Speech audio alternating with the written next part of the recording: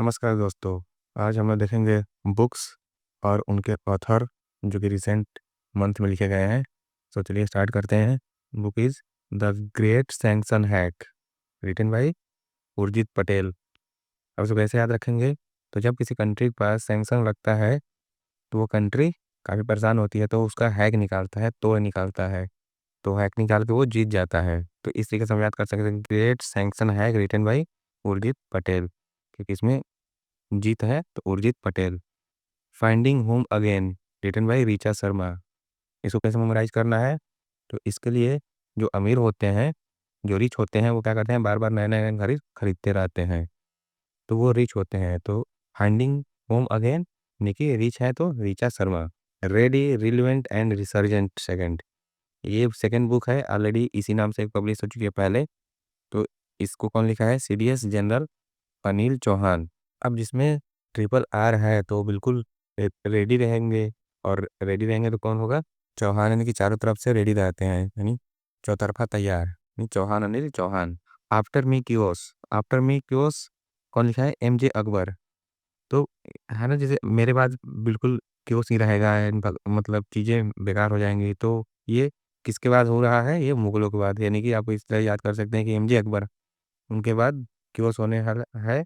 तो after me chaos यानी कि M J Akbar. How the constitution matter, इसमें कॉन्स्टिट्यूशन के बारे में बात हो रही है, तो कौन लिख सकता है? तो चीफ जस्टिस ऑफ इंडिया और former chief justice of India D Y Chandrachud. The loneliness of Sonia and Sunny, Sunny मतलब क्या होता है?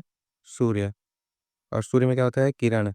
तो आप इस तरह से याद कर सकते हैं कि loneliness of Sunny, Sonia and Sunny mean Kiran Desai, Kiran Desai.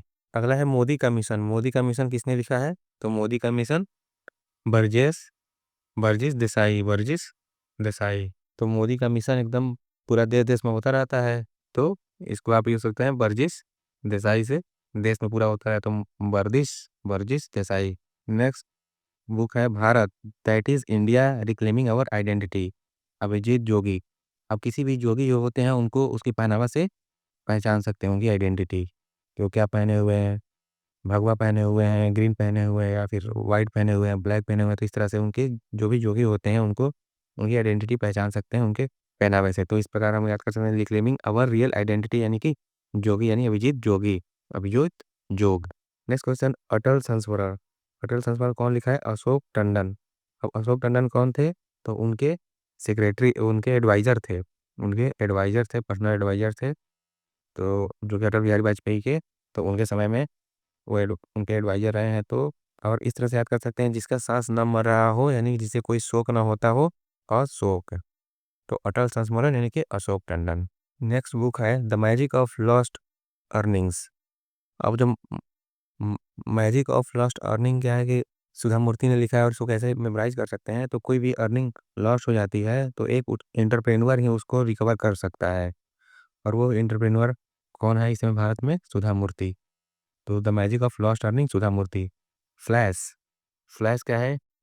David Szalay, David Szalay, David Szalay या सजले कह सकते हैं, जो भी आप प्रोनाउंसिएट करें इसको, डेविड सजले। फ्लैश, फ्लैश को, फ्लैश लाइट होती है तभी तो कोई भी चीज़ सजता है, यानी किसी भी चीज़ की सजावट में फ्लैश लाइट का इस्तेमाल किया जाता है। तो आप कह सकते हैं कि डेविड सजाले या सजले, इस तरह से इसको मेमोराइज कर सकते हैं। Finding my way, finding my वे किसने लिखा? मलाला यूसुफजई।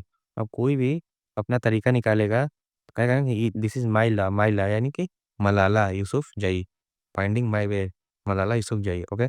नेक्स्ट है I am Giorgia my roots my principles. अब नाम ही में है कि आई एम जॉर्जिया, यानी जॉर्जिया मिलोनी, जॉर्जिया मिलोनी है, और ये क्या है? इटली के प्राइम मिनिस्टर है। How to be happy with who you are, so आप जो भी हो उससे आप खुश रहो। तो ये कौन कर सकता है? कभी भी आपने स्टैचू या मूर्ति को देखा है इस तरह से, तो क्या वो कभी दुख और कभी खुश और कभी अलग अलग अलग इमोशंस में होते हैं? नहीं, वो एक ही इमोशंस में होते हैं। तो how to be happy with who you are, so how you can remember it by Sudha Murthy, क्योंकि वो मूर्ति से इसको कोरिलेट कर सकते हैं। Democracy heartland inside the battle of power in South Asia.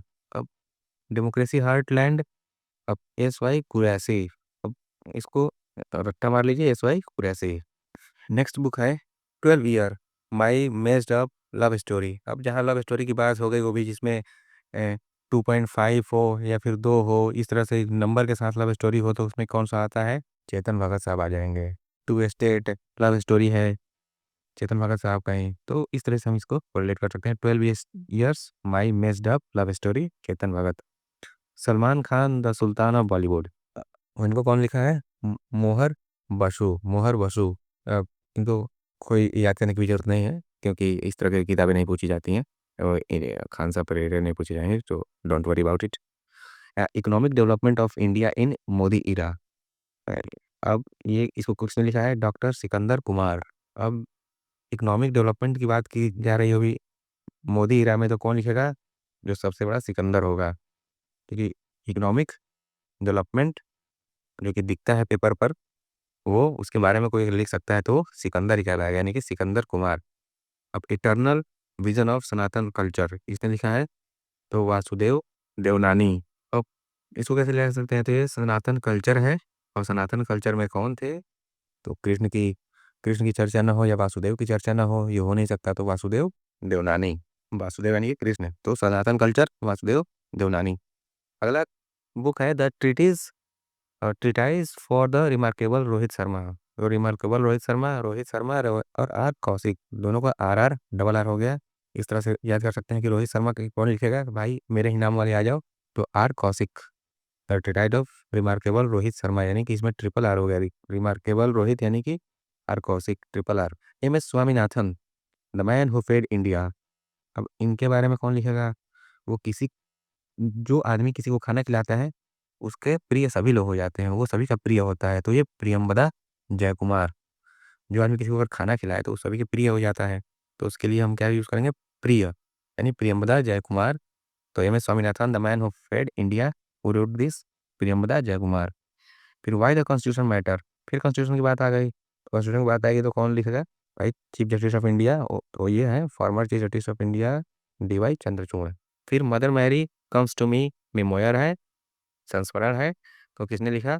Mother Mary comes to me, Arundhati Roy. अब कोई mummy को कब बुलाता है? जब उसको चोट लगती है, रोता है, तो Mother Mary comes to me बुला रही है, तो क्यों बुला रही है? क्योंकि वो रो रही है, यानी Arundhati Roy. Next question, next book, green gold. Green gold the neem pharmacy. अब नीम फार्मेसी यानी कि जो है नीम पेड़ होता है उसको इस समय ग्रीन गोल्ड का मान के चलो कि उसे संज्ञा दी जा रही है, तो इसको कैसे मेमोराइज करना है? ग्रीन गोल्ड है द नीम फार्मेसी, तो डॉक्टर विश्वरूप रॉय चौधरी। अब इसमें रूप लोगों का बदलता रहता है, रूप जो है बदलता रहता है, और नीम के भी जो है अ, नीम का बहुत अलग अलग चीज़ों में यूज हुआ है। जैसे नीम में यूरियम मिलाने के लिए नीम का यूज हुआ है, फार्मेसी में नीम का यूज हुआ है। हम नीम का यूज जो है प्लांट्स में डालने के लिए करते हैं, तो उसका रूप बदलता रहता है, तो इस तरह से याद कर सकते हैं the neem pharmacy by doctor Biswaroop Roy Chowdhury. फिर अगला क्वेश्चन बुक है the man who became cinema Dilip Kumar. और इनके कहने की जरूरत ही नहीं है, ये मैन ही दिलीप कुमार हो गए। हाँ, ये जब खुद ही सिनेमा हो गए तो इन्हें किस चीज़ का शौक होगा? कोई शौक नहीं, तो अशोक चोपड़ा। अशोक चोपड़ा, जब आदमी खुद ही सिनेमा बन जाए तो उसे कोई चीज़ का शौक ही नहीं होगा, दुखी नहीं होगा, तो उसको कौन लिखेगा? अशोक चोपड़ा। नेक्स्ट बुक है the new world 21st century global order and India, Ram Madhav. अब ग्लोबल ऑर्डर की बात करते हैं तो रामराज की बात तो होगी ना कि पूरा वर्ल्ड में ग्लोबल ऑर्डर कैसा होगा? तो रामराज जैसा होगा, तो Ram Madhav. A billion butterfly a life in climate and cause. A billion butterfly life in climate and cause, doctor Jagdish Shukla.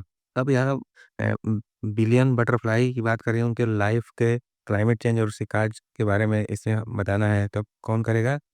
तो पेड़ पौधों का सब तितलियाँ कहाँ पर होती हैं? बहुत पीले पीले फूल पर, पेड़ पौधों पर। और पेड़ पौधे जगदीश चंद्र बसु के जानते ही होंगे, पेड़ पौधों के बारे में कौन सबसे ज्यादा लिखा है? जगदीश चंद्र बसु, तो जगदीश चंद्र बसु के ही नाम का मिमिक करने वाला जगदीश शुक्ला आप याद कर सकते हैं कि डॉक्टर जगदीश शुक्ला। अब विलियन बटरफ्लाई यानी बटरफ्लाई बैठेगी पेड़ पर, और पेड़ किसको सबसे प्रिय, यानी कि जगदीश चंद्र बसु पेड़ के बारे में ज्यादा बात करते थे, उसी से जगदीश शुक्ला हो जाएगा। द कॉन्शियस नेटवर्क यानी कि कॉन्शियस नेटवर्क में कॉन्शियस मतलब होता है कि भाई जागरूक, यानी बिल्कुल सजल, और सुजाता यानी कि जागता हुआ, तो इस तरह से याद करते हैं the conscious network Sujata Srinivas Raju. जागता हुआ श्रीनिवास राजू कॉन्शियस है। जानता है सब जागता हुआ है। अगला क्वेश्चन है, बुक है हिस्ट्री दैट इंडिया इग्नोर्ड। तो प्रेम प्रकाश, अब कोई किसी को इग्नोर कब करता है? जब उसके बाद पहले प्रेम हो जाता है फिर टूट जाता है तो आदमी इग्नोर करना शुरू कर देता है। तो हिस्ट्री डैट इंडिया इग्नोर्ड, प्रेम होने के बाद इग्नोर होने लगा, यानी कि प्रेम प्रकाश, प्रेम का प्रकाश खत्म हो रहा है तो इग्नोर होने लगा प्रेम प्रकाश। अगला क्वेश्चन बुक है the room where it happened. The room where it happened, तो कौन लिखा है? John Bolton. अब रूम की बात हो गई तो जॉन जॉन की याद आएगी ही आएगी, तो ये जॉन बोल्टन इसको याद रख सकते हैं। Sensation of the successful the flight out of new India. Sensation of successful the flight out of new India, Sanjay बारू।